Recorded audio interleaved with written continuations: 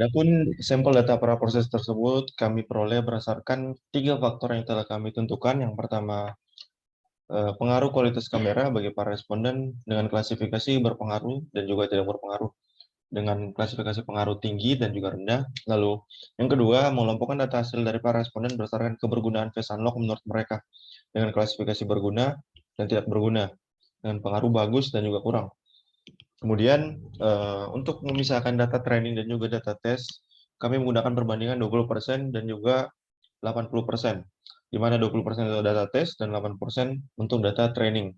Menggunakan kode berikut. Untuk data trainingnya, kita peroleh 40 data dari total 51 responden, dan juga untuk data tes, kita peroleh 11 data dari total 51 data responden.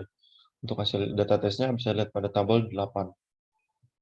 Lalu, untuk hasil pembelajaran, eh, untuk melakukan klasifikasi bias dengan menggunakan Python, ada beberapa library yang akan kita gunakan seperti Pandas, NumPy, Gaussian NB, dan Trend Test Split untuk melakukan test split data. Untuk tahap pertama, kita perlu melakukan import library dan juga import dataset yang akan kita gunakan dalam proses klasifikasi dengan naive Bayes. Menggunakan kode berikut. Kemudian, setelah itu kita akan melihat info dari setiap variabel yang kita gunakan. Untuk hasilnya bisa dilihat seperti ini, dan juga selanjutnya untuk hasil prediksi dengan menggunakan data tes yang kita sudah tentukan sebelumnya. Untuk menentukan hasil prediksi dari data tes tersebut, kita menggunakan kode seperti berikut dengan menggunakan fungsi Gaussian NB. Untuk hasil prediksi yang kita peroleh ialah array 01000111. Kemudian setelah itu kita menentukan probabilitas dari hasil prediksi yang kita telah temukan sebelumnya. Untuk hasilnya bisa dilihat seperti berikut. Selanjutnya, evaluasi kinerja. Yang terakhir, kita akan menentukan confusion matrix, akurasi, macro average, dan weighted average dari data tes tersebut menggunakan kode berikut. Untuk datanya, kita peroleh dari pengujian sebelumnya. Untuk confusion matrix-nya bisa dilihat. Kemudian, nilai akurasi yang didapatkan adalah 0,82 atau 82%, yang artinya prediksi pada pengujian kali ini sudah cukup tepat. Untuk lebih lengkapnya, nilai akurasi 0,82, nilai makro average-nya 0,88 atau 0,80 untuk F1 score-nya, lalu weighted average, recall-nya 0,82, dan F1 score-nya 0,83. Lalu yang terakhir, kami menggunakan metode cross validation untuk menentukan akurasi dari 10 volt atau 10 pengujian yang telah kami tentukan sebelumnya berdasarkan 3 faktor indeks penilaian sebelumnya, dengan rata-rata akurasi dari total 10 pengujian ialah 83,6%. Untuk bab selanjutnya, kami akan membahas putar klasifikasi dengan jaringan saraf tiruan. Untuk pembagian data tesnya sama seperti pembahasan sebelumnya, membagi 10 data volt atau 10 kali pengujian untuk yang pertama, kemudian mengelompokkan faktor pembentuk data sampel tersebut, lalu membagi data tes dan juga data training dengan perbandingan 20% dan juga 80%. Untuk data training data tesnya sama seperti sebelumnya, kodenya juga sama. Lalu untuk hasil pembelajarannya, diketahui dengan menggunakan metode jaringan saraf tiruan, kami telah menentukan threshold-nya -1, learning rate-nya 0,1, dan mula-mulanya 0,2. Untuk W1 dan W2 adalah -0,3. Berdasarkan 6 variabel data tersebut, kami hanya akan menggunakan 3 indeks yang merupakan elemen terpenting untuk dilakukannya pengujian tersebut. Variabel yang dimaksud ialah jenis kelamin, pemakaian face unlock, dan juga kebergunaan face unlock tersebut. Kemudian dengan menggunakan 3 indeks pengujian tersebut, kita akan menentukan output dari 3 indeks pengujian tersebut. Untuk tabel 15 merupakan 3 indeks penting untuk pengujian kali ini. Kemudian untuk mencari nilai outputnya, kami menggunakan kode berikut ini. Menggunakan kelas perseptron atau jaringan saraf tiruan, lalu melakukan import data berdasarkan 3 indeks penilaian tersebut. Lalu untuk selanjutnya adalah hasil prediksi. Setelah melakukan pembelajaran, selanjutnya kami tampilkan hasil prediksi berdasarkan pengujian yang sudah kami lakukan sebelumnya dengan menggunakan kode berikut. Lalu untuk array prediksinya, lalu untuk data prediksinya atau hasil prediksinya untuk 10 data sampel akan kami tampilkan pada tabel 16. Untuk data input, output yang diinginkan, bobot awal, output real, error, dan bobot akhir sudah kami sajikan secara lengkap dalam tabel 16. Untuk hasil evaluasinya, berdasarkan hasil prediksi dari pengujian yang telah kami lakukan, nilai dari output real yang dihasilkan tidak memiliki pola yang teratur, melainkan pola yang dihasilkan adalah monoton. Dari hasil pembelajaran yang sudah kami lalui bahwa indeks penilaian atau pengukuran dari metode jaringan saraf tiruan, bahwa nilai inputan dan juga nilai output real harus memiliki pola yang jelas dan teratur. Bisa kami katakan bahwa hasil prediksi tersebut masih kurang tepat atau jauh dari harapan. Untuk pembahasan selanjutnya atau bab 5, penerapan sistem fuzzy akan dibawakan oleh teman saya, Brian Ahmad Iqbali. Waktu dan tempatnya saya persilakan. Baik, di sini saya akan menjelaskan tentang bab 5, yaitu penerapan sistem fuzzy. Yang pertama, fuzzy keanggotaan. Berdasarkan dataset yang kami miliki, selanjutnya kami akan melakukan penerapan sistem fuzzy keanggotaan menggunakan kode berikut ini. Pada tabel 17, kami telah mendapatkan dataset sebanyak 51 responden. Lalu untuk kode programnya, yang pertama, kita instalasi sedikit fuzzy-nya. Kemudian import library yang dibutuhkan yaitu NumPy, skfuzzy, dan matplotlib. Kemudian membuat fungsi keanggotaan fuzzy segitiga dengan menggunakan dataset yang diperoleh dari 51 responden tersebut dan menghasilkan output seperti pada gambar 6. Kemudian membuat fungsi keanggotaan fuzzy trapesium menggunakan dataset yang telah diperoleh dari 51 responden juga dan menghasilkan output pada gambar 7. Yang kedua yaitu aturan fuzzy. Untuk menentukan aturan fuzzy, terlebih dahulu kita menentukan nilai dari negatif big, negatif small, zero, positif small, positif big dari data yang kami miliki. Sebelumnya diketahui bahwa X adalah 51. Berdasarkan jumlah data responden, karena X lebih besar dari 180, maka nilainya tetap positif. Yang pertama yaitu negatif big, kita dapatkan nilai 0. Yang kedua negatif small, kita dapatkan nilainya 0 juga. Yang ketiga zero, kita dapatkan nilainya 1,56. Yang keempat positif small, kita dapatkan nilainya min 0,56. Dan yang terakhir positif big, kita dapatkan nilainya 0. Kemudian setelah menentukan keseluruhan nilai yang sudah, maka kami akan melakukan pembuatan rules yang dibutuhkan untuk perhitungan interferensi, dan kami mendapatkan 4 rules. Yang kemudian hasil inferensi dari rules yang sudah dibuat sebelumnya, maka kita akan menentukan hasil inferensi dari tiap rules yang sudah dibuat. Rules yang pertama kita mendapatkan nilai 1,56. Dan untuk rule yang kedua kita mendapatkan nilai 0. Untuk rule yang ketiga kami mendapatkan nilai 1,56, dan untuk rule yang keempat kami mendapatkan nilai 0. Namun selanjutnya kami akan menghitung nilai COG atau Center of Gravity dan mendapatkan hasil nilai min 2,8.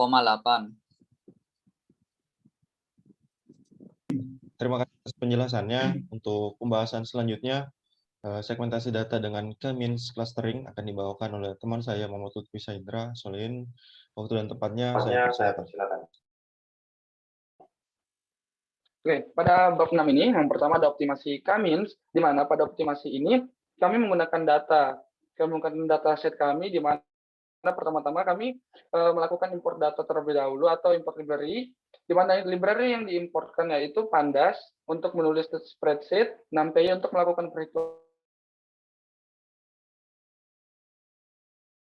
yang efisien data, di mana memiliki cluster pada variabel yang diklasterkan.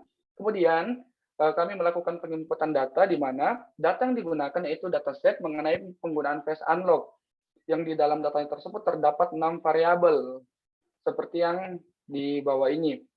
Nah, di sini kami memasukkan data kami, kemudian menampilkan 5 data teratas dari masing-masing variabel. Bisa dilihat ada variabel JK, jenis kelamin, gadget, pengaruh kualitas kamera, phase unlock, kesulitan konfigurasi dan kebergunaan phase unlock. Kemudian, di sini kami menghapus data yang tidak diperlukan. Pada tahap ini, data yang dianggap tidak penting yaitu data gadget dan pengaruh kualitas kamera. Maka dari itu data tersebut dihapus menggunakan data drop. Kemudian ditampilkan kembali seperti gambar berikut ini. Tampilkan 5 data teratas menggunakan data head. Kemudian kami menentukan variabel yang akan diklasterkan.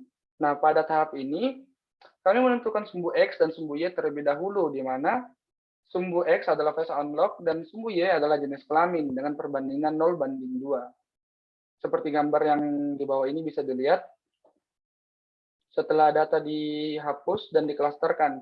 Kemudian kami memvisualisasikan persebaran data di mana data JK dan phase unlock itu divisualisasikan persebaran datanya. Setelah itu kami mengubah variabel data frame menjadi data array. Nah, pada tahap ini sebelum menentukan nilai K, maka harus mengubah terlebih dahulu variabel data frame menjadi array. Setelah itu baru bisa ditentukan nilai klasternya. Bisa dilihat pada code berikut dan outputnya, di mana data X itu merupakan JK dan phase unlock-nya, kemudian diubah ke dalam bentuk array.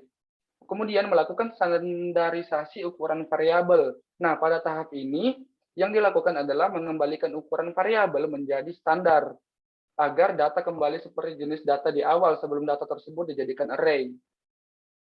Setelah itu menentukan nilai K atau menentukan nilai klasternya, di mana di sini kami menentukan 2 klaster. Setelah menentukan nilai klaster, di sini kami memvisualisasikan klasternya. Nah, untuk memvisualisasikan klasternya, terlebih dahulu harus menampilkan centroid atau center dari datanya. Setelah melakukan centroid, di sini kami menampilkan hasil klaster serta menambahkan kolom klaster ke dalam data frame. Bisa dilihat di sini kami menambahkan data klaster menggunakan Cummings label dan menampilkan 5 data teratas menggunakan data head yang sudah diklasterkan.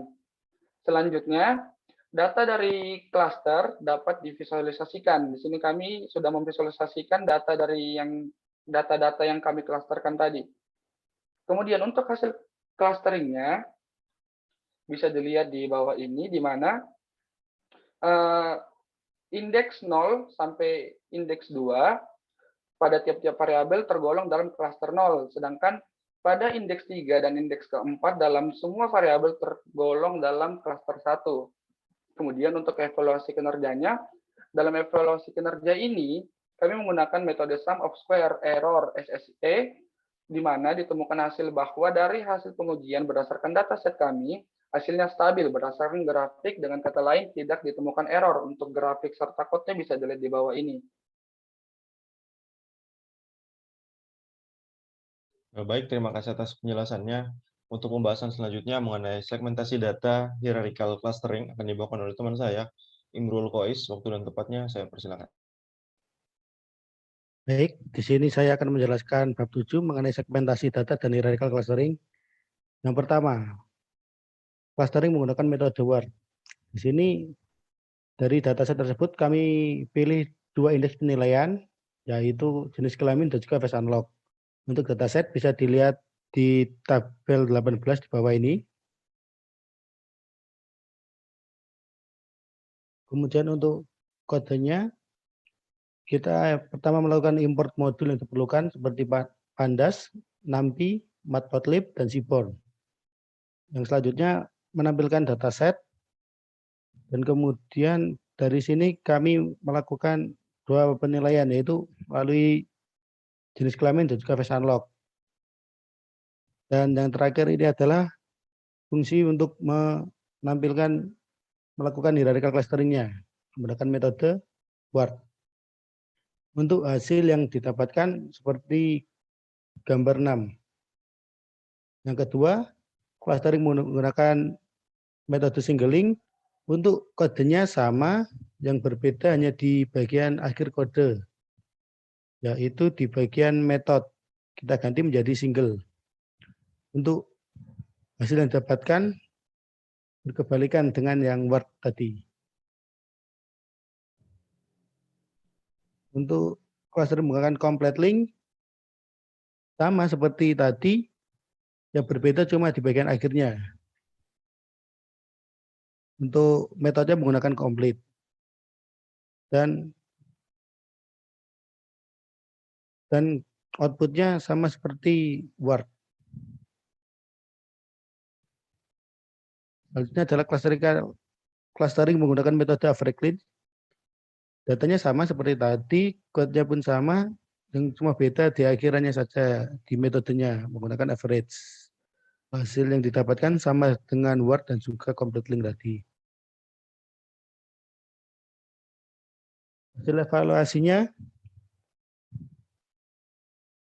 hasil dari clustering menggunakan Word dan juga complete dan average hasilnya sama. Sementara menggunakan single link hasilnya berbalik dengan metode sebelumnya.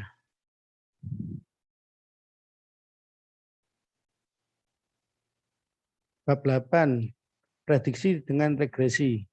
Di sini kami menggunakan pembagian dataset 80-20, yaitu 20%-nya untuk data tes.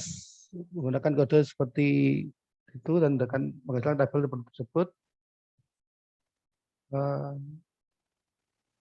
Next. Visualisasi dan pemilihan metode. Di sini kami menggunakan metode simple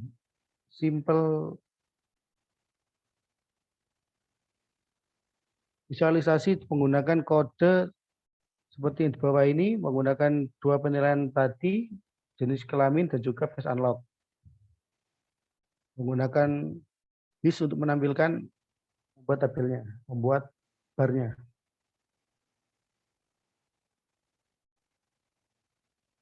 Kemudian dari data tes tadi kita membuat scatternya atau membuat titik koordinatnya. Seperti di bawah ini gambar 11.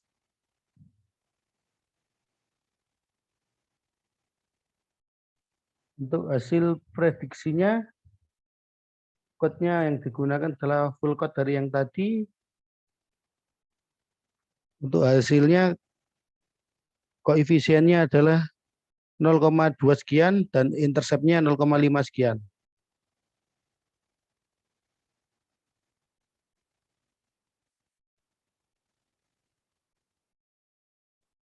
Baik, terima kasih atas penjelasannya.